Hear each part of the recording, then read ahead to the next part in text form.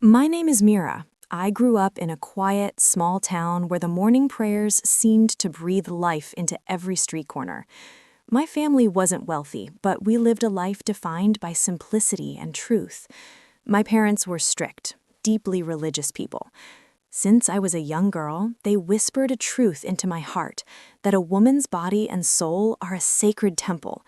To them, love was never a game, and marriage was a lifelong covenant that demanded the utmost respect.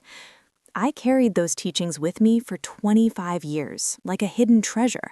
While others my age lost themselves in loud parties and hurried kisses in the dark corners of university hallways, I chose to stand apart. They laughed at me, calling me old-fashioned or out of touch, but their words never reached my soul. I believed in my path. I spent my days lost in books and my nights dreaming of a simple white dress, standing before the man meant for me and offering my very first kiss at the altar. I had no idea that this innocent faith was about to lead me into a storm I never saw coming. Change arrived on a quiet afternoon in a bright coffee shop near the city. I was sitting by the window, watching the world go by, when he walked in. His name was Rian. He moved with a confidence that commanded the room, tall, sharp in his suit, with a smile that felt like a sudden burst of sunlight. When our eyes met, my heart did something it had never done before. It skipped a beat. He approached me and spoke with a voice like velvet. He said he was drawn to my simplicity, my calm energy. No one had ever looked at me that way, as if I were the only person in a crowded room. But when I told my friend Zara about him, the warmth in my heart turned to a chill. Zara knew the city, and she knew Rian. Her face went pale as she whispered a warning. "Mira, be careful. That man is a predator. He moves from girl to girl, leaving nothing but broken hearts behind." I wanted to believe her, I really did, but Rian began to flood my world with attention. Every day brought bright red roses, sweet chocolates, and messages that made me feel like I was finally being seen. I told myself that perhaps I was the one who could change him. I believed that if he truly loved me, he would honor my values. I chose to ignore the shadows, falling deeper into a dream that was too beautiful to be real. The whirlwind didn't stop. Just a week later, Rian called me, his voice trembling with a fake excitement. "Let's fly to Las Vegas," he said.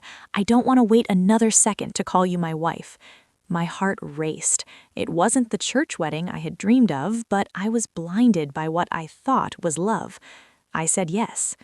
2 days later, we stood in a cold, lonely chapel under the flickering neon lights of Vegas. No family, no music, just a stranger reciting our vows.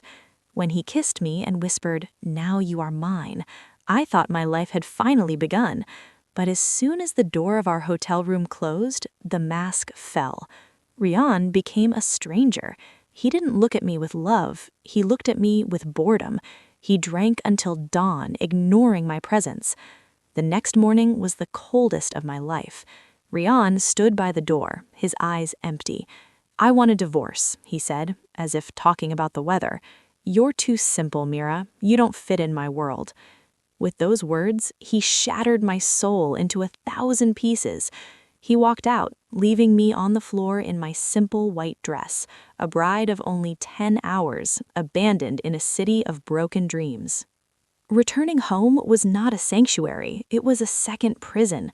My parents looked at me with eyes full of judgment. "You have brought shame to this house," they said. No one asked about my pain, they only cared about the scandal. Feeling like a ghost, I fled to the city to stay with Zara. I took a quiet job in a bookstore, trying to sew the pieces of my heart back together in the silence of turning pages. Then, one afternoon, the truth hit me like a physical blow. A magazine on the counter featured Rian's face. He wasn't just a businessman, he was a billionaire mogul, a man of immense power and secrets. The article spoke of his strategic moves and secret affairs. It clicked. I wasn't just a girl he didn't like, I was a pawn in a game I didn't even know was being played. He had used my innocence, my values, and my name for his own twisted reasons. The sadness that had kept me quiet for months suddenly evaporated, replaced by a cold, sharp fire. I realized then, I could either stay a victim or I could become his greatest mistake. Standing in that courtroom, I didn't see the powerful man I once feared. I saw a man who was spiritually bankrupt, hiding behind a suit of gold. When the judge's gavel struck the wood, it wasn't just a victory for a lawsuit, it was the sound of my chains breaking. I took the settlement, but I didn't use it to hide. I used it to build a fortress of my own. My parents called, offering forgiveness as if I was the one who had sinned. But I told them gently, I don't need to be forgiven for surviving. I realized then that the most dangerous thing you can do is let someone else's definition of purity or shame dictate your worth. Today, I own my life. I have my own bookstore, my own home, and my own peace. People often ask if I regret waiting, if I regret being too simple. My answer is always the same. My mistake wasn't in being a virgin or believing in love. My mistake was thinking that my value depended on a man's approval. Here is the hard-earned lesson I leave you with. Never let your innocence be mistaken for weakness, and never let a man who doesn't know the value of a soul convince you that yours is cheap. I am Mira. My heart has been broken, my trust has been betrayed, but my spirit remains untouched. I am no longer waiting for a prince to save me. I have already saved myself.